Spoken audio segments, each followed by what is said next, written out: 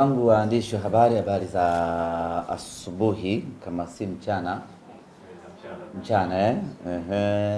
na niwatakie waandishi wa habari wote na wafuatiliaji wenu katika mitandao yenu ya kijamii pamoja na YouTube zenu, tuwatakie heri ya Pasaka na mwendo ni ule ule tu. Kama hatukushirikiana kwenye Idi na tushirikiane vile vile kwenye huo ndio ubaya ubwela, lakini uhalisia ni kama mlikuwa mmefunga kwa usingeweza kuwakaribisha pilau la mchana, ndio maana mkaona kimya. Hatukuwa na nia mbaya, nia yetu ni kwamba tuache muendelee na ibada ya mfungo, si ndio bwana kumwalika mtu pilau na yupo kwenye Kwaresma ilikuwa ni makosa, ndio maana tukaamua tuwape distance kidogo. Lakini kwenye Pasaka hii hatujafunga, tumeshamaliza kufunga 6, kwa hiyo mtukaribishe.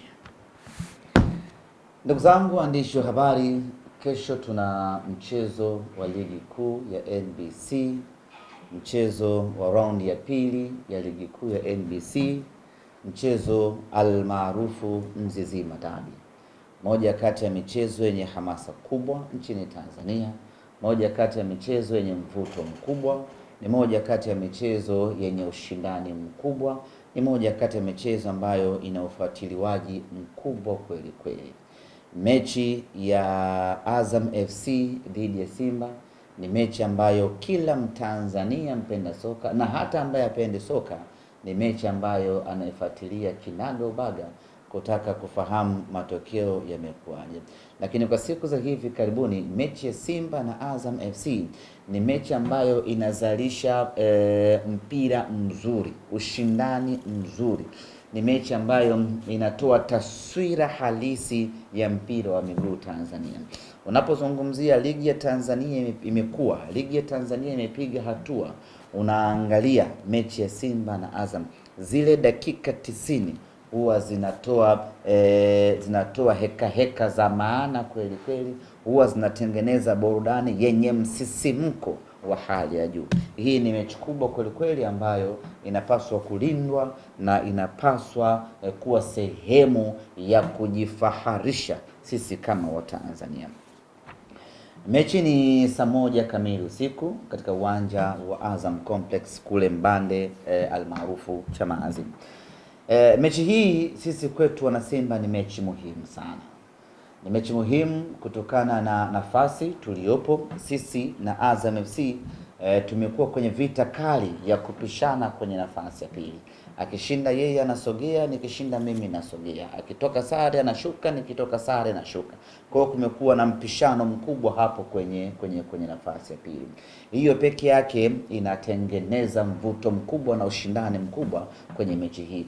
Sio kama tunawania nafasi ya pili, lakini ili ufike nafasi ya kwanza manake lazima utoke ya 3 ufike ya pili uende ya kwanza. Kwa hiyo mara nyingi tumekuwa tukikomea, bado hakuja kuwa na umiliki wa nafasi ya pili kwenda nafasi ya kwanza. Na mshindani wetu namba 1 kwenye nafasi hiyo imekuwa ni Azam FC ambaye tunakwenda kukutana naye siku ya kesho. Ndio maana kwenye mrengo huo mechi hii inakuwa ni ngumu kweli kweli. Lakini safari ya Simba ni kwenda nafasi ya kwanza katika msimamo. Unafikaje nafasi ya kwanza? Lazima umfunge yule ambaye unacheza naye katika mechi husika. Na kesho tunacheza na Azam FC. Maana yake ni kwamba tukipata matokeo mazuri mbele ya Azam FC, tunakuwa tumeweka hai matumaini yetu ya kuelekea juu. Azam ni title contenders, kwa maana ni timu inayowania ubingwa wa ligi kuu. Ukimfunga timu ambayo unawania naye ubingwa, unakuwa umepata lifti kubwa ya kusogea juu. Kwa hiyo inatufanya sisi tuingie katika mechi hii tukiwa na mipango thabiti na akili iliyonyooka kuelekea katika mchezo huu. Lakini kama haitoshi, Azam FC ndio timu pekee ambayo imetufunga Simba msimu huu. Baada ya kutufunga tukarejea kwenye meza marekebisho, tukafanya maboresho kwenye timu yetu, na sasa tunakwenda kucheza tena dhidi ya Azam FC tukiwa tumefanya mabadiliko ya timu yetu. Na kwa siku za hivi karibuni tumekuwa tukijinasibu ya kwamba timu yetu ina mabadiliko makubwa, timu yetu imeongezeka ubora, timu yetu kiwango kimepanda, timu yetu imekuwa hatari na tishio, timu yetu imekuwa maridadi, timu yetu imekuwa bora. Lakini tunasema hayo yote bado hatujacheza na Azam FC.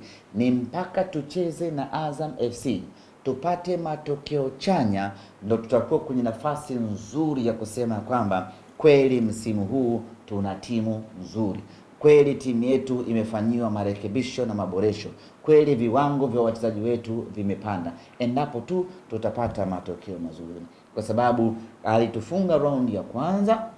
Tukiweza kumfunga raundi hii, maana yake ni kwamba ni kweli timu yetu imeboreka. Tukipoteza tena dhidi ya Azam, tunarejea tena kwenye meza na kuangalia wapi timu yetu ina mapungufu. Kwa lugha nyepesi, naweza kusema ya kwamba mechi yetu ya kesho dhidi ya Azam FC ndiyo kipimo sahihi cha kuitathmini na kuiangalia timu yetu, tujiridhishe kama ubora wake uko sawa sawa. Kila siku tunasema Anicet Oura ni mchezaji hatari. Tunataka tukamuone Anicet Oura mbele ya wachezaji wa Azam FC anafanya kitu gani. Siku zote tumekuwa tukisema Libase Geye ni mtu tishio. Tunataka tukamuone Libase Geye mbele ya Pascal Msindo anafanya kitu gani. Tunataka tukamuone Mwamba Lusaka ambaye tunaamini amezaliwa upya na amekuja upya ndani ya Simba Sports Club. Tunataka tukamwangalie Mwamba Lusaka Chama anafanya nini katikati ya dimba la Azam Complex pale Chamazi. Kwa hiyo kesho ni kipimo cha kuitathmini timu yetu.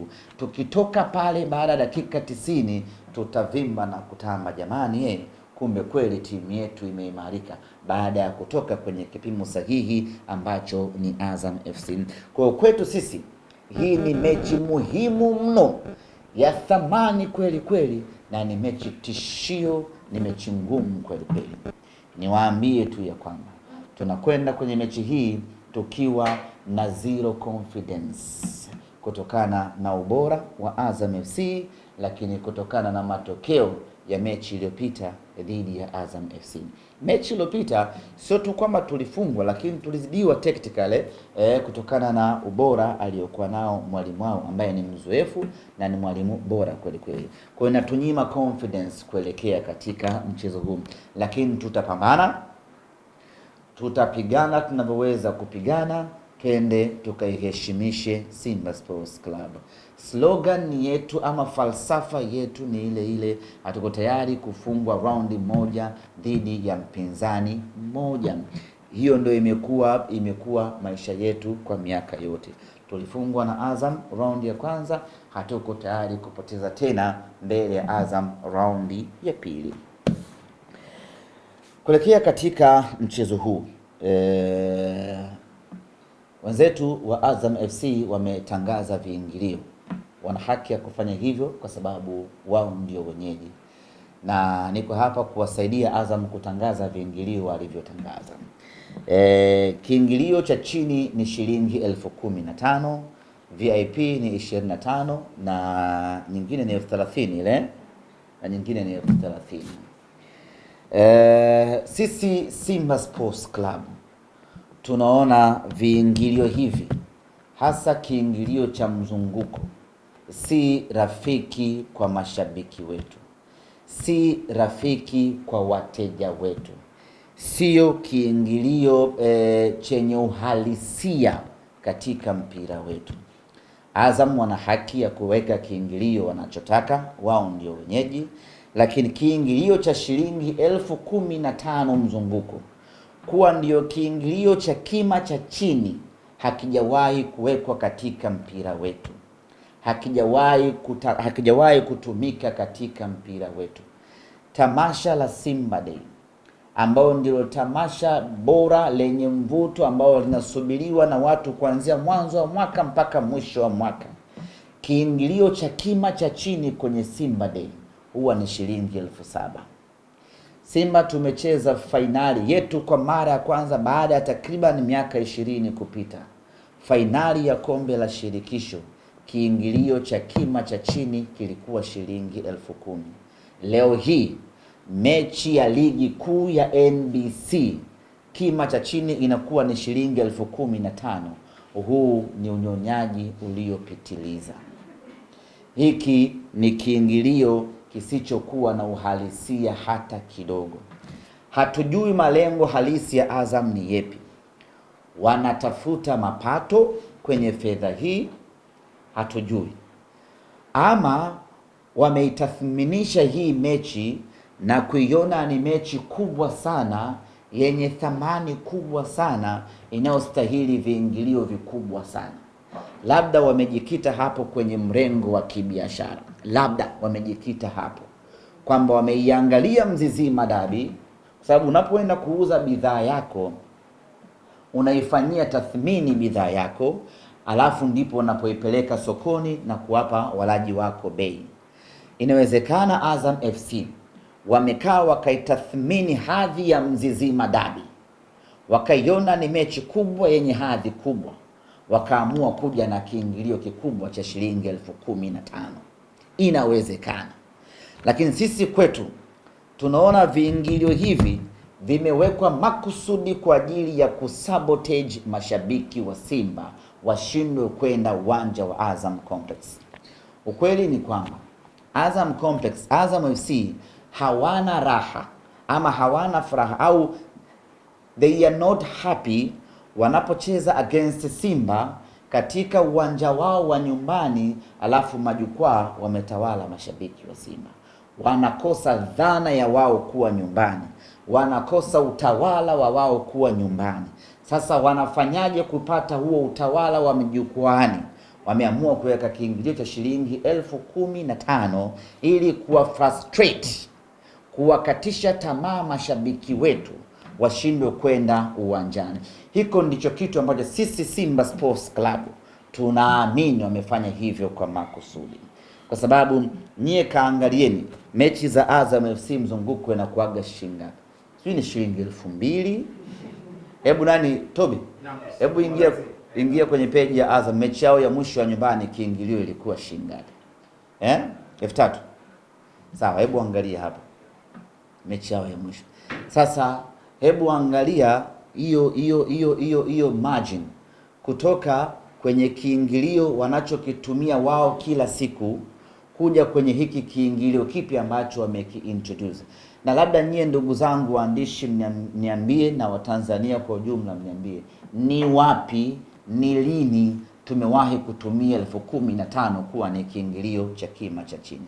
Sisi kwetu tunaamini huu ni mpango wa makusudi wa kuwa frustrate. Kiswahili mnasemaje? Unajua nimetoka Afrika Kusini, Kiswahili kinanipotea potea.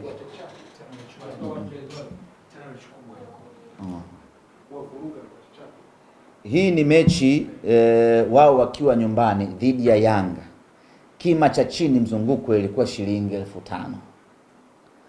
VIPC ilikuwa shilingi 10,000. VIPB ilikuwa shilingi 20,000. Mechi against Simba mzunguko shilingi 15,000. Sijui tunaelewana ndugu zanguni. VIP inayokuja ni huku, VIP hakuna shida. Huku hata angeweka 50,000 laki hakuna shida. Lakini tunawaangalia mashabiki wale ambao ndio wengi wanaokuja uwanjani na kiingilio ambacho tumekiweka. Hii ni uwanja wa Taifa Benjamin Mkapa. Niangalizie Chamazi wanawekaga shilingi ngapi kiingilio. Kwa hiyo ni kiingilio ambacho hakina uhalisia. Inaweza Chamazi shilingi 3,000.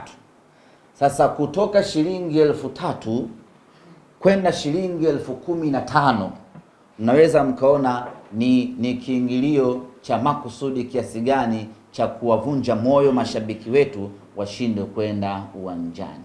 Yaani hata mafuta hajapanda bei kwa kiwango hiki.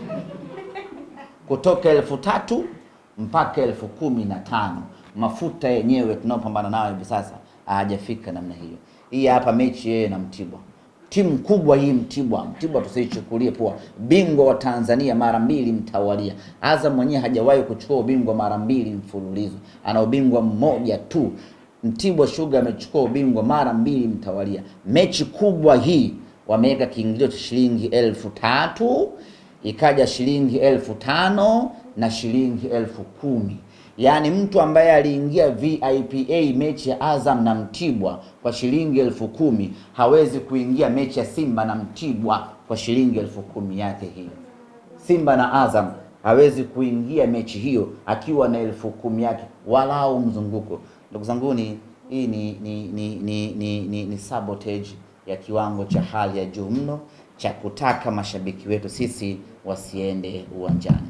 Siamini kama Azam wanatumia mchezo huu kwa ajili ya kutafuta fedha. Siamini hilo. Ni kweli gate collection ni sehemu ya mapato ya uwanjani, nakubaliana na hilo, lakini siamini kama Azam wana hiyo shida ya kutaka kupata gate collection kwenye mechi hii ya Simba na Azam. Sisi imani yetu Simba, huu ni mpango wa makusudi wa kuwanyong'onyesha wapinzani wa mashabiki wetu wasije uwanjani. Sisi tunaiomba bodi ya ligi. Bodi ya ligi ndio wasimamizi wa ligi, na wanapaswa vile vile kujali maslahi ya wateja wetu ambao ni mashabiki. Hakuna mpira bila mashabiki. Hivi leo tukiwaambia mashabiki wetu, jamani, kiingilio hiki ni cha kinyonyaji, tusiende uwanjani, acheni timu ikapambane na Azam pale uwanjani, itakuwa na maana gani dabi kubwa kama hii ya pili nchini majukwaa yako meupe? Sababu Azam hawana mashabiki. Mashabiki wanaowategemea ni mashabiki wa Simba Sports Club. Maana yake mpira huu bado tunahitaji sana mashabiki. Ombi letu kwa bodi ya ligi, wao ni wasimamizi. Kama bodi ya ligi inaweza ikaiadhibu klabu kwa mashabiki wake kufanya matendo ya utovu wa nidhamu uwanjani, klabu ikaadhibiwa, basi na bodi ya ligi iwalinde mashabiki dhidi ya bei zisizokuwa na uhalisia kwenye mpira wetu. Bodi ya ligi ni regulator. Leo tunawaona Egura wanavyopambana na bei ya mafuta, tunawaona LATRA wanavyopambana na wamiliki wa vyombo vya usafiri wasiongeze bei kwenye usafirishaji. Na bodi ya ligi wanapaswa vile vile kujali na kusimamia maslahi ya walaji wetu ambao ni mashabiki wetu, wawekewe viingilio ambavyo ni rafiki. Yani bodi ya ligi lazima wawe na bei elekezi. Jamani, napanga viingilio, lakini kima cha mwisho cha juu kiwe hiki, kima cha chini cha bei kiwe namna hii. Tunataka tuwe namna hiyo ili kuepusha mtu kutaja bei ambayo haina uhalisia na mpira wetu. Bado hatujafikia level ya mtu kulipa shilingi 15,000 kushuhudia mechi ya ligi kuu ya NBC. Na hapa nazungumzia wale mashabiki wa level ya kawaida kabisa ambao ndio wateja wetu namba 1. Kwa bodi ya ligi tunaomba ili waliangalie sana na lazima wafanye waweke regulation ya kucontrol bei za viwanjani ili wateja wetu, mashabiki wetu wasiumizwe. Hiki kinachokwenda kufanyika kesho ni kuwaumiza mashabiki wetu, na sisi hatuko tayari kuona mashabiki wetu wanaumizwa kwa starehe ambayo wameichagua. Sasa basi, kiingilio kimewekwa na mwenyeji ambaye ana haki zote za kuweka kiingilio hicho. Tunafanyaje sisi mashabiki wa Simba? Na tunataka kwenda kuiona Simba yetu, tunataka kwenda kuiona Mzizima Dabi.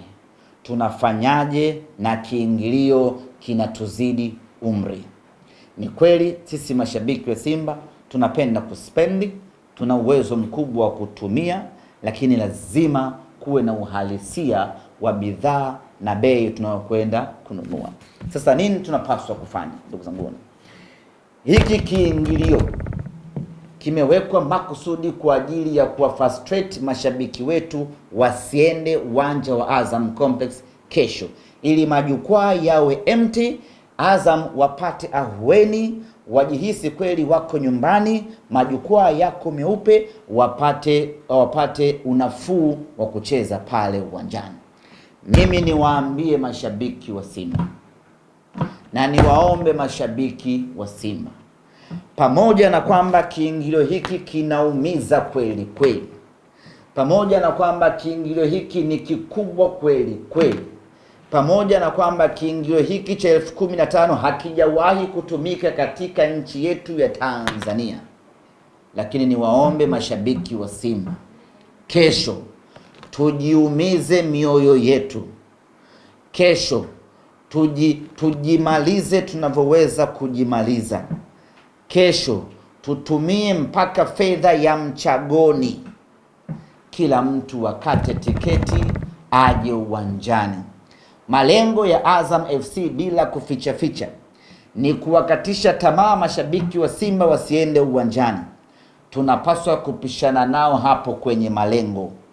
Wao hawataki sisi twende uwanjani, wametuwekea kiingilio kikubwa, na sisi kwa kiingilio hicho hicho kikubwa twende tukanunue tiketi, twende uwanjani, twende tukaipambanie timu yetu, twende tukawaambie Azam FC ya kwamba hakuna kinachoweza kutuzuia sisi tusije uwanjani kuiona Simba yetu.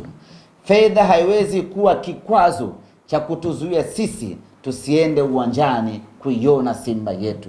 Twende tukawaambie Azam FC ya kwamba sisi ni timu kubwa, hatuna kipengele tunapohitaji kuiona Simba yetu. Twende tukawaambie Azam FC ya kwamba tunatoa 15,000 hii ambayo hamstahili, lakini kwa kuwa mmeamua kutunyang'anya, tunawapa, tunakuja kuiona Simba yetu. Kama kuna shabiki alikuwa hana mpango wa kwenda uwanjani siku ya kesho, kuanzia sasa amke, na tunakwenda uwanjani kwa hasira hiyo ya kuwaonesha Azam FC. Hata mkiweka shilingi 50,000 mzunguko, tutakuja huku tunalalamika, tutaujaza uwanja ili kuwaonesha ya kwamba sisi ni Simba Sports Club. Tusikubali ndugu zangu wana Simba, na wala tusikubali kuingia kwenye mtego na mpango wa Azam, na wala tusikubali kunyong'onyeshwa na kiingilio kikubwa ambacho wamekiweka.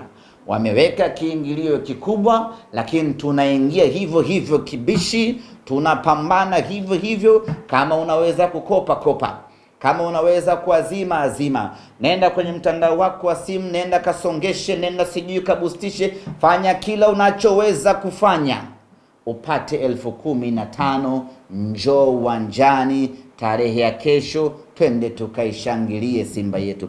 Kama malengo yao watajisingizia ni kupata mapato, basi twendeni kesho tukawapelekee mapato Azam FC.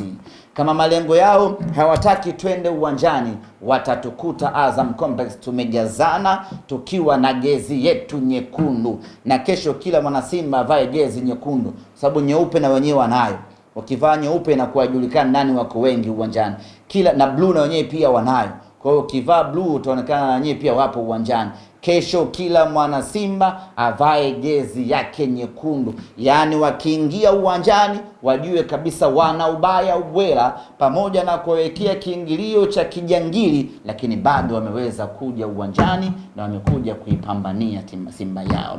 Ndugu zangu wana Simba, tunaingia katika mchezo wa kesho, sio kikawaida kawaida tunakwenda kushangilia tu, lakini tunakwenda kuwaonesha Azam FC who are we, sisi ni watu wa aina gani, tunafanana vipi pale mtu ambapo anataka kuichezea klabu yetu, ama mtu ambaye anataka kutudhulumu haki yetu ya kuiona Simba yetu. Kesho ni sikukuu ya Pasaka. Tunakwenda kanisani vizuri mapema asubuhi. Tukimaliza kanisani, tunakuja nyumbani, tunagonga pilau zetu za kutosha. Tukimaliza hapo, moja kwa moja tunaelekea Azam Complex kwenda kuiona Simba yetu. Na kabla hatujaingia uwanjani, kwanza tunakiamsha lile eneo la nje pale la parking lile, tunapiga ngoma za kutosha pale. Baada hapo tunaingia uwanjani kwenda kuishangilia Simba yetu, na kesho itakuwa ni kelele mwanzo mwisho kwenye matawi ya Simba. Kuanzia hii sasa, mwenyekiti, katibu, mweka hazina, tuanze kuhamasishana hii tena sio mechi ya kawaida. Hii mechi tunatakiwa kuanza kushinda majukwaani, tukajazane kwa wingi pale, ili wajue ya kwamba hawa watu hata tukiwawekea vikwazo vya aina gani watavuka vigingi hivyo, wataifuata Simba yao. Kama Simba inaweza kwenda Mwanza ikakaa wiki mbili, shabiki wa Simba akatoka Dar es Salaam akaenda Mwanza akakaa wiki mbili anaisubiri Simba yake, anashindwaje kutoa 15,000 na kwenda kuiona Simba yake uwanja wa Azam Complex? Ndugu zangu wana Simba, tuamke, tunyanyuke. Huu ni msimu ambao tumedhamiria ubaya kwa ubaya, tukutane Azam Complex. Maswali? Msemaji, kwa maelezo yako tunamaanisha kwamba kesho mnaingia kama underdog kwa Azam FC. Unamaliza? Swali? La kwanza. La pili nilijua tunamwona mengi. Maswali na majibu kama bungeni eh? Sisi tunawaheshimu Azam. Tunawaheshimu kutokana na ubora waliokuwa nao, na tunawaheshimu zaidi kutokana na wao kutufunga raundi iliyopita, na msimu jana vile vile mechi ya mwisho walitufunga vile vile. Having said so, manake ni kwamba tumepoteza mechi 2 mtawalia za ligi kuu dhidi ya Azam FC. Maana yake ni kwamba Azam yuko ahead of us, yani yuko mbele yetu. Mechi ya mwisho ya ligi kuu alitufunga, tukaenda tukafanya usajili tukajipapatua, akaja tena akatufunga. Maana yake ni kwamba yuko mbele yetu kwenye eneo la ubora. Tumekwenda tumejipanga, sasa tunakuja kucheza naye tena ili tuangalie, je, timu yetu imeamka kutoka pale pa kufungwa na Azam FC kwenda mbele zaidi ama bado tuko pale pale. Kwa tunakwenda kwenye mchezo huu Azam akiwa yuko mbele yetu kiubora, yuko mbele yetu kwa record, yuko mbele yetu kwa confidence. Ndio maana nikasema tunakwenda kwenye mechi hii sisi mashabiki tukiwa na zero confidence kulingana na matokeo ya hivi karibuni sisi na Azam pamoja na ubora aliokuwa nao. Lakini kumbuka Azam wanaibenge.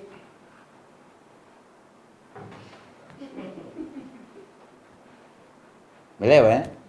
Yule ni master. Mpira wa Tanzania anaujua, wa Afrika anaujua, na Simba anaijua. Kuna wakati mwingine unaweza usifungwe na Azam FC ukafungwa na Ibenge, uweze kuwa na confidence ya kutosha unapokwenda kucheza na Ibenge. Kwenye eneo hilo hauwezi kutafsiri ya kwamba tukitaka ukubwa lazima tuanze hata kama inauma, kwamba tunataka soka letu likue, basi kama tunataka level za juu tuanze hata kama itakuwa inatuuma kwamba kijioni ni kikubwa, lakini tuanze hivyo hivyo. Swali lako zuri kwamba kama tunataka mpira wetu ukue basi na thamani ya viingilio lazima vikue. You're very right and very constructive question. Lakini haiwezi kuwa 3,000 kwa 15,000. Unaelewa? Kwa interval ya wiki 3 wiki 4. Yaani wiki 2 zilizopita thamani ya Azam FC ikiwa Azam Complex ni shilingi 3,000. Baada ya wiki 2 thamani ya Azam FC ikiwa Azam Complex ni shilingi 15,000. Hiyo ni zaidi ya ongezeko la 150%. Umewahi kuona wapi? Mpira ni biashara. Hata mpango wake wa bei na nini inakwenda kibiashara. Umetoka 3,000, umepiga hesabu kwamba klabu yangu thamani imepanda na ligi thamani imepanda, na weka 5,000. Unabobisha hapo kwenye 5,000, baadaye unapiga hesabu inasogea mpaka shilingi 7,000. Lakini huwezi tu kutoka 3,000 mpaka 15,000. Fine. Amecheza juzi Dar es Salaam Derby. Ametoka shilingi 5,000 mpaka shilingi 15,000. Simba Sports Sisi ndio tuna thamani kubwa hivyo, sababu hiyo labda wametuwekea sisi, tuna thamani kubwa hivyo ya kutuwekea shilingi 15,000. Sisi mechi zetu tunaweka shilingi 5,000 pale Meja Jenerali Samuyo. Ni 15,000 mmetutathmini hivi? Ndio tuna chama 15,000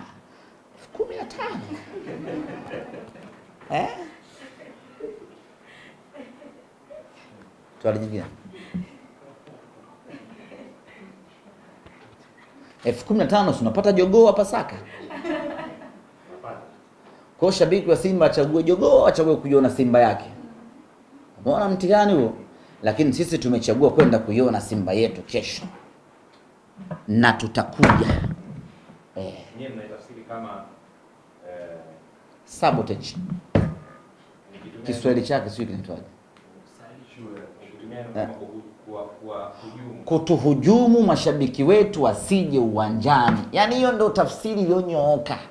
Hivi nyinyi Azam wana shida na mapato? Haya, uwanja wa Azam Complex unaingiza watu wangapi? 10,000.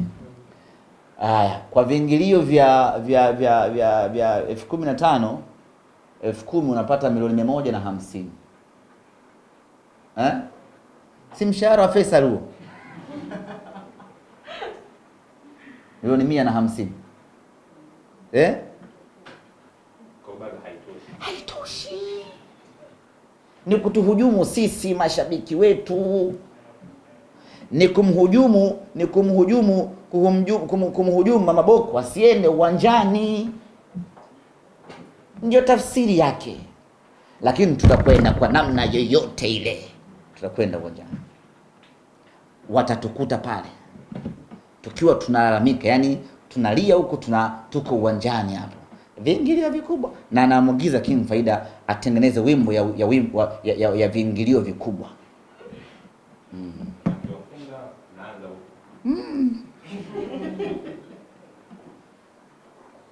Mungu tujalie waja wako.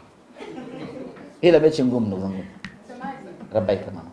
Tumezoea kuona kwenye dabi kama hizi mara kadhaa bodi ndio ambayo inatumika kutangaza viingilio. Lakini safari hii ndio kwa upande wa klabu. Haina shida. Hata ikitangaza bodi, lakini bado concern ama mapendekezo yanakuwa yametoka kwenye klabu. Klabu inakaa inatengeneza mkeka wake wa viingilio, inawapa bodi wanawapa go ahead. Kwa hiyo inawezekana bodi wakatangaza wao ama klabu ikatangaza. Hapo hakuna shida. Sisi shida yetu ni kwamba lazima bodi na yenyewe iwe na bei elekezi.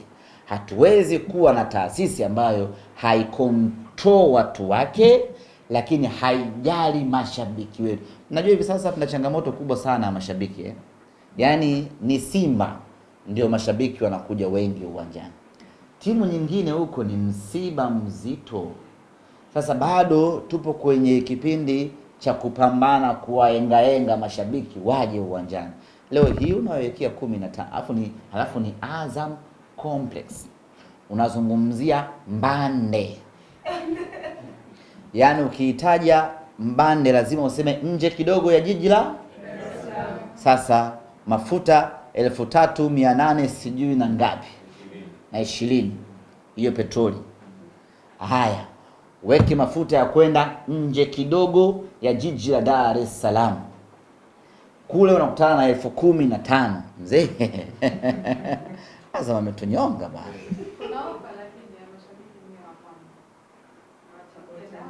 Yes, huko huo mpango ambao nimeusikia kutoka taasisi ya mifupa MOI ya kwamba kesho kutakuwa kuna zoezi la uchangiaji damu. Na hii sio kwa sababu ya kiingilio kikubwa. Huu mpango walikuwa nao MOI kabla hata viingilio havijatangazwa. Lakini kama haitoshi, MOI ndio taasisi ambayo inapokea majeruhi wengi kweli wa ajali za magari na bodaboda.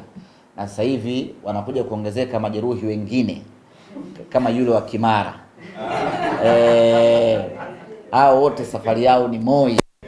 Sasa Moi ina matumizi makubwa mno ya damu na wanakabiliwa na upungufu mkubwa mno wa damu, na ndio maana wakaja na hii program ya kwamba kesho kuanzia hii leo pale hospitalini kwao, kuanzia ukienda pale unapewa tiketi ya mchezo wako wa kesho pamoja na unachangia damu kwa ajili ya nani, kwa ajili ya watu wapatiwe damu wanapokuwa wodini pale. Na kesho siku ya mechi watu wa mpango wa taifa damu salama pamoja na Moi wenyewe watakuwepo pale nje ya viunga vya Azam Complex. Ukifika pale unajitolea damu, unapewa tiketi yako na jezi ya timu yako, unaingia uwanjani kwenda kuishangilia timu yako.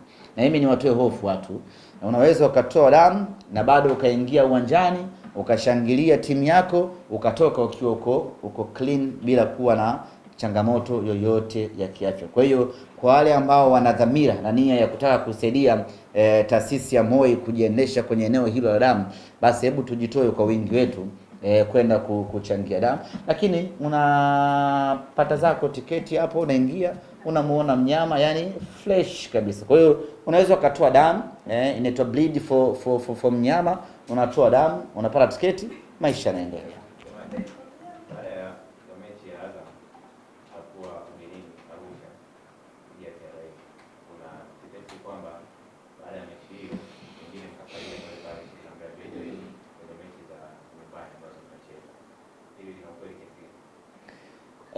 Sina hakika sana. Ratiba as it stand ni kwamba tuna mechi tarehe 9 dhidi ya TRA, kwa maana tutakwenda Arusha, tutacheza na TRA. Baada hapo tutarejea Dar es Salaam kucheza na Dodoma Jiji tarehe 12. Baada hapo tena tutarejea Arusha kucheza na tutaanza na Fountain Gate TRA, alafu mechi ya mwisho tunakuja kumalizia na Fountain Gate. Sina taarifa rasmi ya kwamba mechi zote hizi tatu sasa badala ya kwenda Arusha kurudi kwenda tena Arusha, kama mechi yetu na Dodoma Jiji pia itachezewa Arusha ili kuepusha nenda rudi. Maana yake tukienda kucheza na TRA tarehe 9, tunapiga na Dodoma Jiji tarehe 12, tunapiga na Fountain tarehe 15. Sina hakika kama hilo lina ukweli mpaka pale ofisi ya mtendaji mkuu wa Simba Sports itakaponipa taarifa rasmi.